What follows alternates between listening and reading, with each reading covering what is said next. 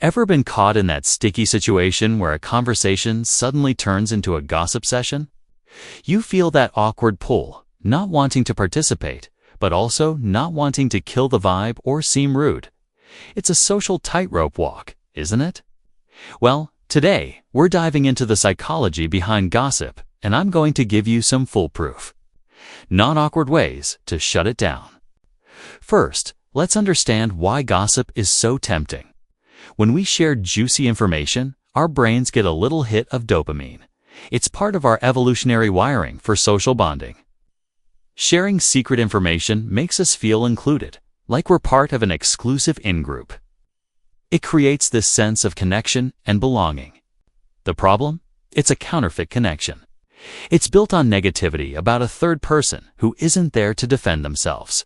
True, authentic connection doesn't need to tear someone else down to build itself up. Remembering this is your first step. Remind yourself, this isn't real connection. I want something more genuine. This mental shift alone can reduce the temptation to join in. So, the gossip starts.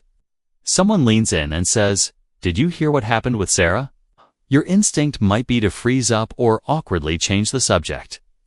But there's a much smoother way. It's a technique I call the emotional mirror trick. Instead of reacting to the gossip itself, you mirror the underlying emotion of the person sharing it, but with calm empathy. Most gossip comes from a place of judgment, frustration, or even jealousy. By mirroring it calmly, you neutralize the negative charge. For example, if someone says, "I can't believe Alex bought that expensive car. He must be in so much debt."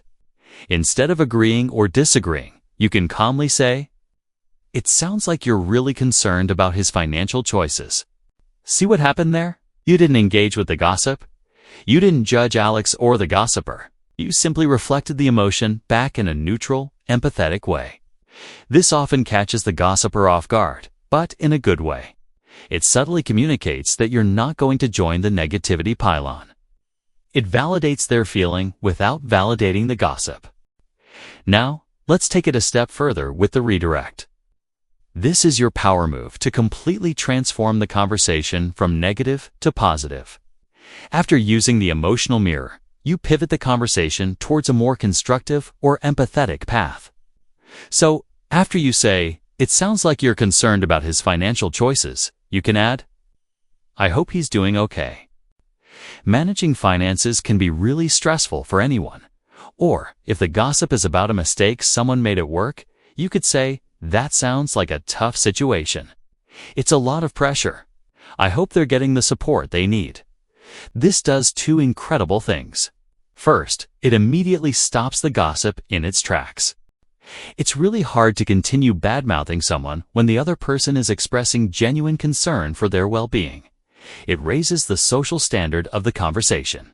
Second, it models a more supportive and positive way to interact. You're not just stopping a negative behavior. You're actively promoting a positive one. You re-showing that it's possible to talk about people in a way that is kind and caring, rather than judgmental. Let's try another scenario. Someone says, "Jessica's new project idea is just terrible. It's never going to work." Your old self might nervously nod or stay silent. Your new self. First, the emotional mirror. It sounds like you have some serious doubts about the project's success. Then, the redirect. "Yeah, launching a new idea is always risky. I admire her for putting herself out there like that. Maybe there's a way we could offer some constructive feedback to help her refine it." Boom. The conversation is now about support and problem solving, not about tearing Jessica down. The beauty of this combined technique is its subtlety.